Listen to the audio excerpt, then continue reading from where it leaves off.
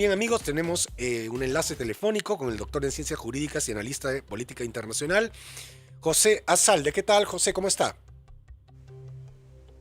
Hola Ricardo, como siempre mucho gusto estar contigo. No, Un abrazo. el gusto es nuestro. Bueno, empecemos por lo que nos atañe, que es internacional, pero que también tiene que ver con lo nacional. El Perú es un gran exportador de cobre. Es más, productor, no sé si es el segundo, el primero o el tercero, pero está por ahí.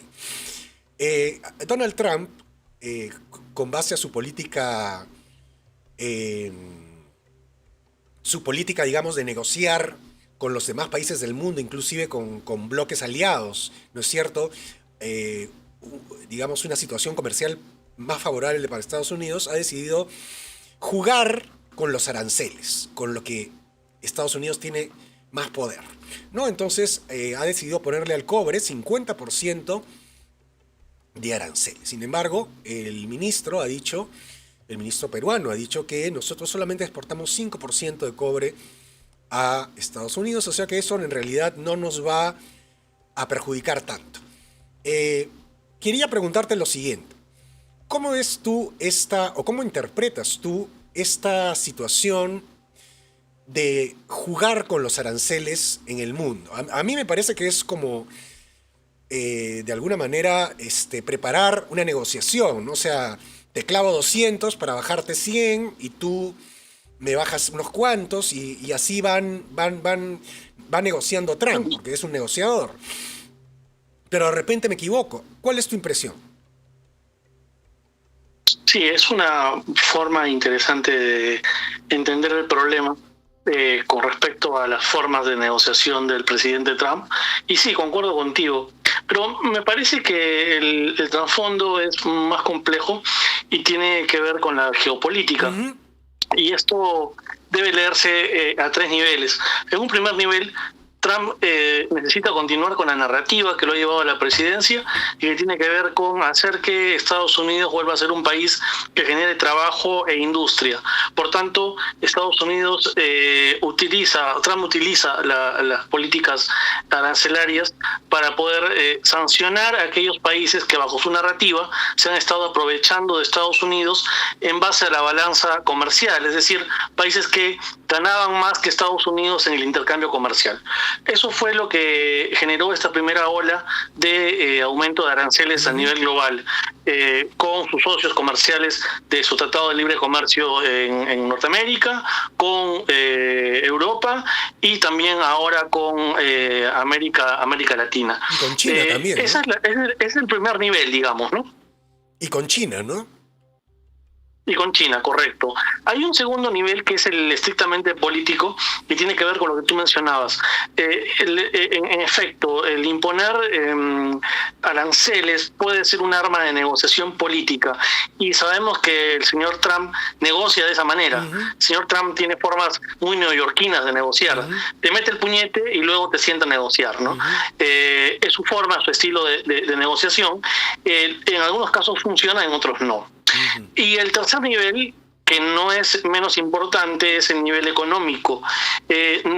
No sé si tú recuerdas de cuando Trump empezó con esta cuestión de poner aranceles, lo hizo en base justamente al problema de la balanza comercial. Uh-huh. Él dijo, en los países donde Estados Unidos tenga una balanza comercial negativa, se van a imponer aranceles.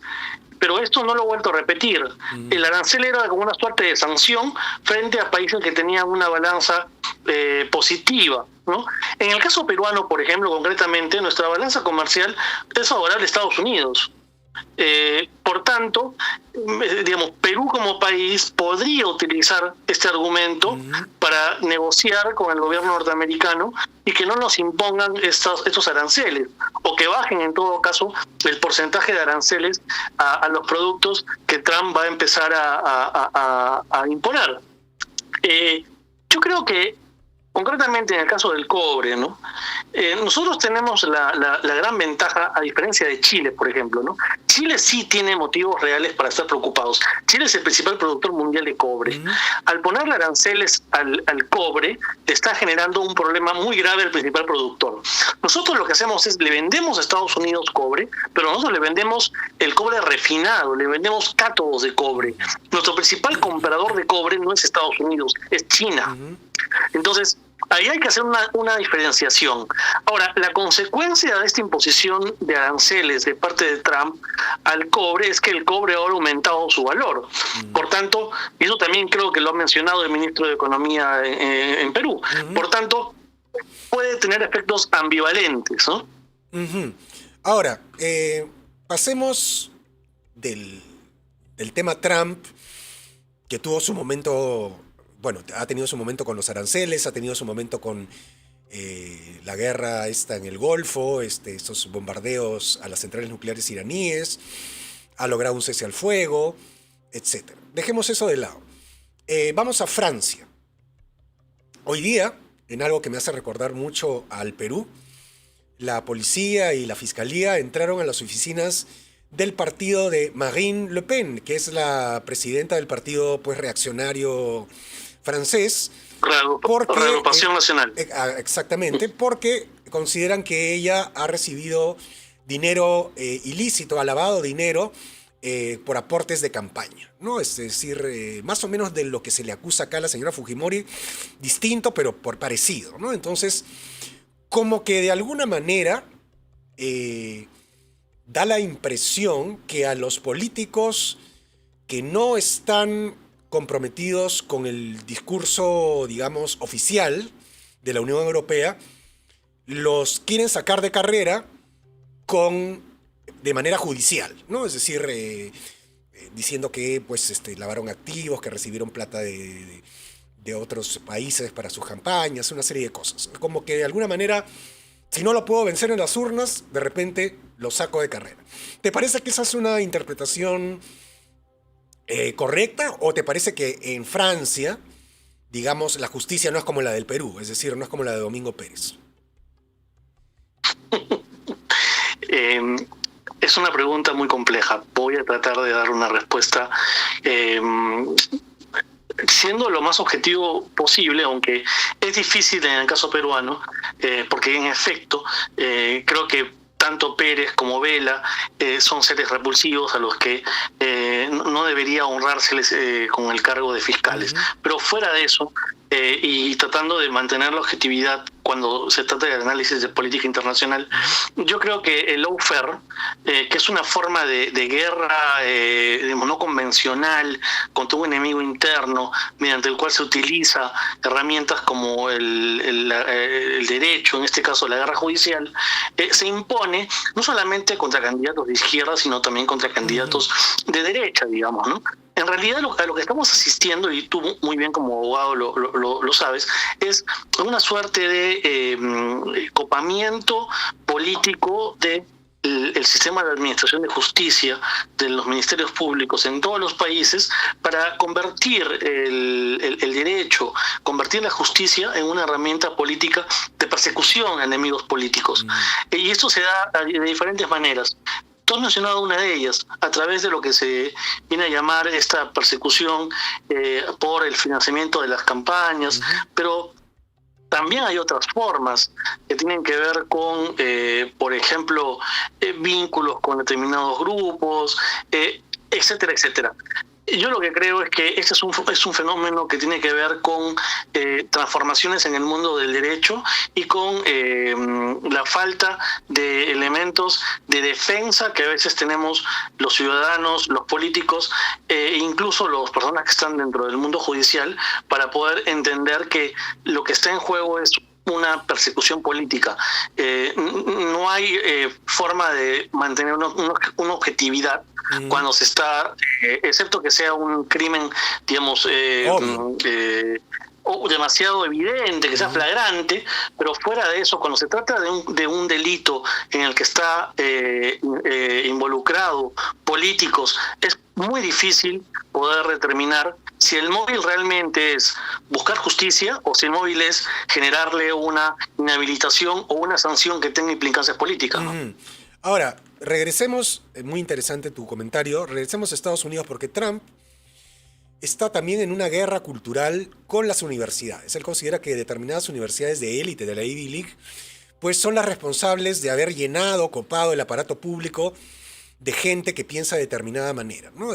Y hace políticas en base a eso. Por eso cortó USAID, etc. Y ahora le está pidiendo a las universidades la lista de los alumnos extranjeros que están en esas universidades, porque él considera que las universidades se han convertido en una especie de culto antijudío, antisemita,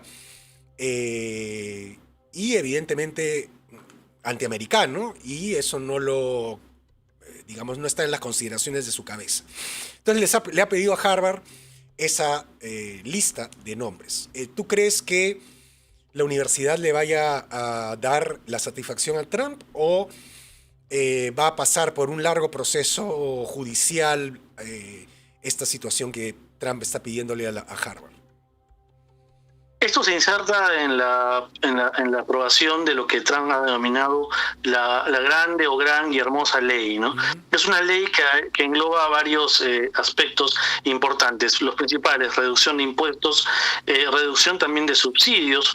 Tú mencionabas algunos, también a reducción a subsidios, por ejemplo, a todo lo que tiene que ver con energías verdes, tema del cual sería interesante conversar en otro momento, porque creo que el tema, por ejemplo, del cobre va de la mano con un rechazo de Trump a cambiar la matriz energética de Estados Unidos y meterle una patada en el trasero a las políticas que propugnaban la transición energética, y Trump ahora ha vuelto a lo que es la matriz tradicional de depender de la gasolina y del petróleo.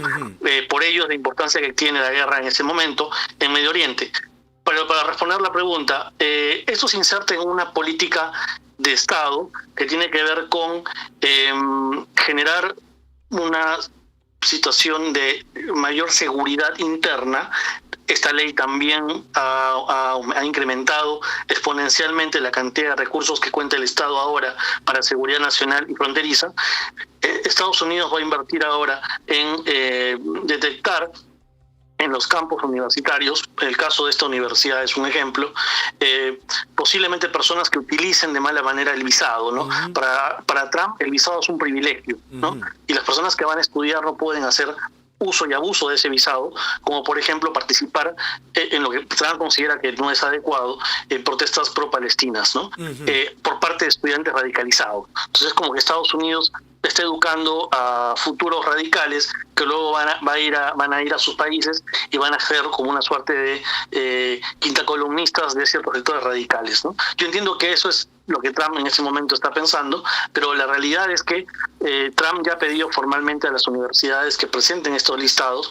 Yo lo que creo es que esto, como todo lo que ocurre en estos temas de política internacional, y sobre todo viéndolo desde una perspectiva geopolítica, creo que va a tener un efecto ambivalente. Trump seguramente va a encontrar que dentro de este listado hay alumnos radicalizados, alumnos que no deberían estar estudiando en estas universidades porque seguramente pertenecen o tienen algún vínculo con grupos terroristas, quizá.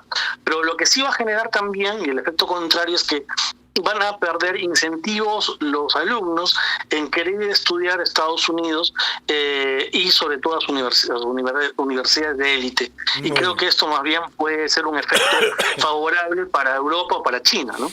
Muy bien, le agradecemos mucho a José Azalde, doctor en Ciencias Jurídicas y analista de política internacional, por habernos dado una pincelada, digamos, del aspecto internacional. Ya nos vamos, ya no hay tiempo para más. Gracias, chao.